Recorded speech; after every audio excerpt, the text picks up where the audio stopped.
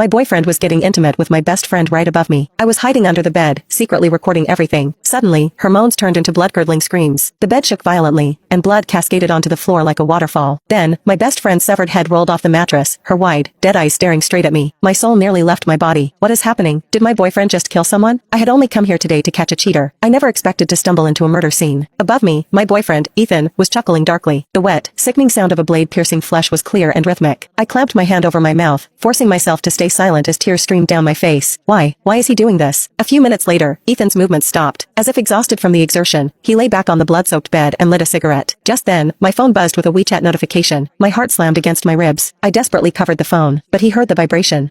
He made a questioning sound. The mattress creaked. He was lifting the covers, looking for the source of the noise. I almost sobbed out loud, fumbling frantically to switch my phone to silent mode. The second I hit the mute switch, Ethan called me. Buzz, buzz. The silent call screen lit up the darkness under the bed. He let it ring for a full minute. When I didn't answer, he hung up and sent a voice message. Babe, are you asleep? I have to work late tonight, so I won't be coming home. After sending it, I saw his feet slide into slippers and hit the floor. The floor was covered in Sarah's blood. Ethan walked through it, leaving a trail of bloody footprints. He seemed to be searching for something in the room. Suddenly, he coughed violently twice. I jolted, so tense I forgot to breathe. Sarah's bloody head was right in front of me, staring. Her severed neck was still oozing, her face frozen in a mask of shock and terror. Ethan walked around the room naked but didn't seem to find anything. He went to the kitchen, grabbed a cleaver, and returned to the bed. His large feet were inches from my face. Then, he began to dismantle the body, chop after chop, as casual as a butcher cutting meat. Accidentally, he kicked Sarah's head. The gory object rolled deeper under the bed, coming to rest cheek to cheek with me. I slammed my hands over my mouth, shaking uncontrollably. The metallic stench of blood was overpowering. I wanted to vomit. I don't know where I got the courage, but I reached out and pushed her head outward slightly. Just as Ethan stepped forward, he kicked the head like a soccer ball, sending it flying across the room. Ethan paused, stopping his work. Blood dripped steadily from the cleaver in his hand. I prayed silently in my heart. Don't look under the bed. Please, don't look under the bed. After a few seconds of hesitation, he walked over to retrieve the head. I let out a silent breath. I was safe for the moment. My brain raced, trying to find a way out. Sarah lived on the 10th floor. Jumping out the window was impossible. My only chance was to wait until Ethan finished disposing of the body and left. But could I last that long? Blood was spreading toward me. I wormed my body further back, trying to avoid the crimson pool inching toward my lips. Ethan chopped for a while longer. Suddenly, one of Sarah's hands fell to the floor. My heart nearly stopped. If he bent down to pick it up, he would definitely see me. Ethan paused, then slowly bent at the waist to grab the hand. I squeezed my eyes shut, choking back a scream, praying to any god that would listen. The next second, a knock pounded on the door. Ethan froze, holding that bent-over posture, motionless. Bang, bang, bang. The knocking continued, followed by a loud shout. I'm back. Open the door. I recognized the voice. It was Mike, Sarah's boyfriend. Ethan hesitated for a moment, coughed twice, then straightened up and walked toward the door. He put on some clean clothes, hid the cleaver behind his back, and stood by the entrance. My stomach twisted into knots. If Mike broke in and fought Ethan, maybe I could escape in the chaos. Thinking this, I scooted closer to the edge of the bed, ready to bolt. Ethan hesitated, then opened the door. What took so long? Mike's voice sounded irritated from the hallway. My heart went cold. Mike knew about the affair? It sounded like the two men had an arrangement. Ethan smoked his cigarette, saying nothing. Only then did Mike notice the blood on Ethan and the nauseating smell filling the air. His face went pale.